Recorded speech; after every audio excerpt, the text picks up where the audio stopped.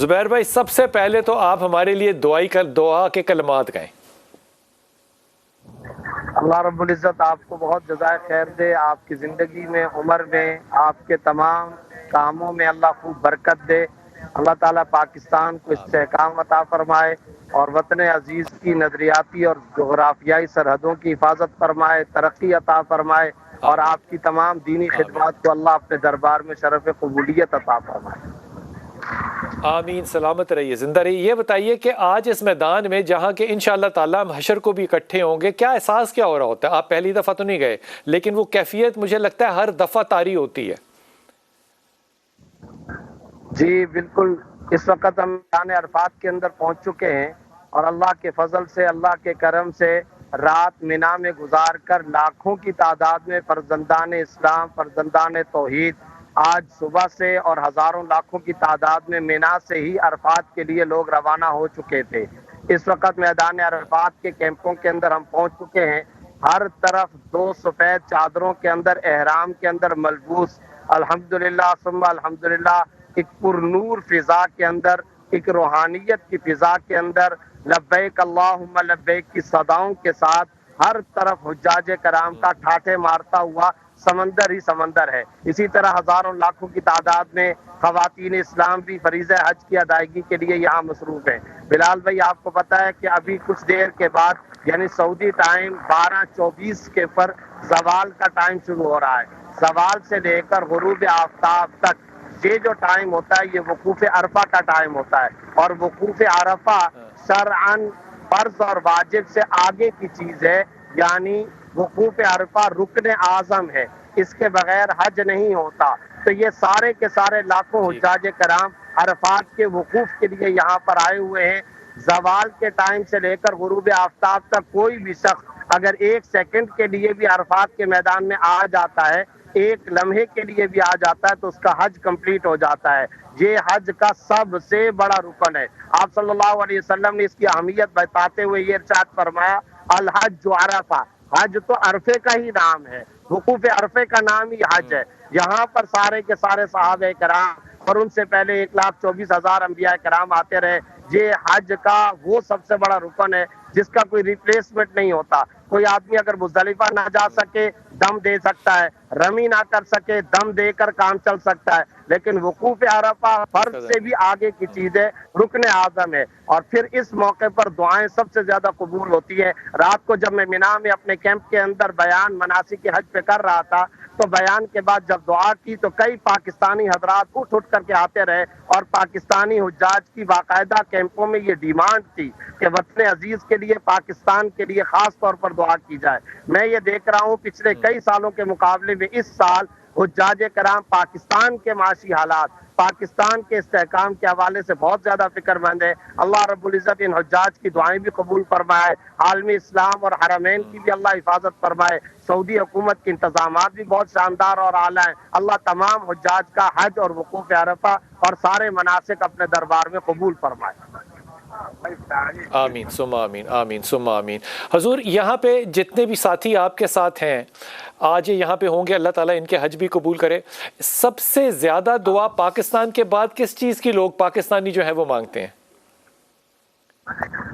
سب سے زیادہ تو اپنی انفرادی دعائیں، اجتماعی دعائیں، اپنے مقاصد کے لیے دعائیں، پھر خاص طور پر سچی بات یہ بلال بھائی، جس اسلامی ملک کا اور جس ملک کے حالات بیچارے پسماندگی، غربت، افلاس یا پریشانیوں کا شکار، صدمے کے شکار جو لوگ ہوتے ہیں، وہ رو رو کر کے دعائیں مانگا کرتے ہیں۔ پاکستان کے لیے بھی لوگ دعائیں مانگ رہے ہیں، خاص طور پر پاکستان کی اسٹیبلٹی کے لیے کہ اللہ اس کو ترقی دے، اللہ اس کے اندر برکتیں عطا فرمائے۔ پھر لوگوں کی پریشانیاں ہوتی ہیں، اور سب سے بڑا ٹارگٹ جہاں پر جو ہوتا ہے وہ اپنے گناہوں کی بخشش ہوتی ہے۔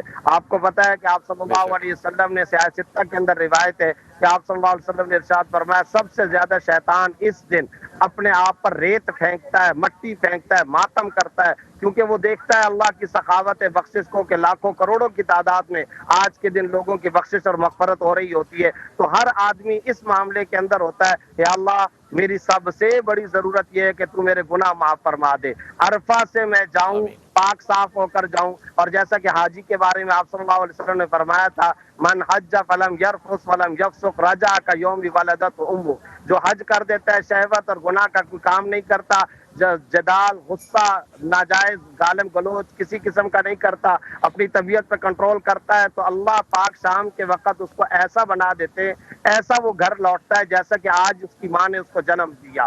تو اس ٹارگٹ کو اچیو کرنے کے لیے ہر حاجی تب دعا میں لگا ہوتا ہے، میرا حج صحیح ہو جائے، میری گناہوں کی بخشش ہو جائے، میرے لیے جنت کا فیصلہ ہو جائے، میرے والدین کی، میری، ہم سب کی بخشش ہو جائے۔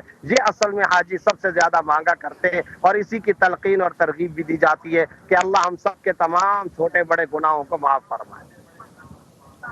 واپس آئیں گے انشاءاللہ تو آپ سے بات کریں گے کہ حج کے بعد انسان میں تبدیلیاں کیا آتی ہیں، لیکن زبیر بھائی اس وقت کیونکہ آپ وہاں پہ بیٹھے ہوئے ہیں اور میرا تو یہ عقیدہ ہے کہ یہاں پہ جو دعا مانگی جائے وہ قبول ہوتی ہے اور اللہ تعالیٰ تک پہنچتی ہے، ایک مختصر سی اگر آپ دعا فرما دیں پلیز۔ الحمدللہ رب العالمین والصلاة والسلام علی رسولہ الکریم، اللہم صلی علی سیدنا و مولانا محمد النبی الامی وعلی آلہ واصحابہ وبارک وسلم۔ یا اللہ ہم سب کے تمام گناہوں کو معاف فرما، یا اللہ ہماری بخشش فرما، اے اللہ ہماری مغفرت کا فیصلہ فرما، یا اللہ ہمارے والدین کی بخشش فرما، والدین کے والدین کی بخشش فرما، اے اللہ ہم سب کی تمام جائز خواہشات کی تکمیل فرما، اے اللہ ہم میں سے تمام ساتھیوں کی دینی خدمات کو قبول و منظور فرما، ہماری زندگیوں میں، عمروں میں، ہمارے گھر والوں کی زندگیوں میں، عمروں میں برکت عطا فرما، رزق و مال و عزت کے اندر برکتیں عطا فرما، سلامتی والی، خیریت والی عمر عطا فرما، اے اللہ برکت والی زندگی عطا فرما، پاکستان کی حفاظت فرما، پاکستان کو استحکام عطا فرما، پاکستان کو ہر اعتبار سے ترقی عطا فرما، پاکستان کے معاشی حالات کو درست فرما، پاکستان کو سیاسی استحکام عطا فرما، وطن عزیز کے ہر ادارے کی اللہ پوری حفاظت فرما، اور وطن عزیز کے تمام چیلنجز سے ہمیں نمٹنے کی توفیق عطا فرما، اور اسٹیبلٹی عطا فرما، معاشی ترقی عطا فرما، اے اللہ پاکستان کی ہر طرف سے مکمل پوری حفاظت اور نصرت و مدد فرما۔ صلی اللہ تعالی علی خیر خلق محمد وعلی آلہ وصحبہ اجمعین، آمین برحمتک۔ صلی اللہ محمد علیہ وسلم۔ بہت شکریہ زبیر، یاد رکھیے گا التماس ہے، دعا ہے آپ سے، بہت شکریہ آپ کا، بہت شکریہ حضور۔ ایک تو میں جو گفتگو کرنا چاہ رہا تھا وہ زبیر بھائی نے اپنی گفتگو کے اندر بہت سی چیزیں بتا دیں۔ اب اس کا ایک بہت بڑا جو ایک کیا کہنا چاہیے امت کے لیے جو اہم پیغام ہوگا وہ ہوگا خطبے کے اندر۔